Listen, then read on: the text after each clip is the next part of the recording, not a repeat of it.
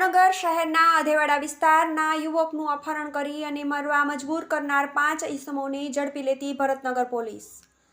બનાવ અંગેની મળતી વિગતો અનુસાર ગત તારીખ 1/9/2024ના રાત્રિના 9:30 કલાકના અરસામાં 5 ઈસમો દ્વારા રાકેશભાઈ અશોકભાઈ જાદવ નામના યુવકનું અપહરણ કરી તેને ભાવનગરના અધેવાડા ઝાંઝરિયા ફોરેસ્ટ વિભાગની જગ્યામાં લઈ મૂંઢમાર મારી અને ધમકી આપી હતી અને માનસિક ત્રાસ આપવામાં આવ્યો હતો।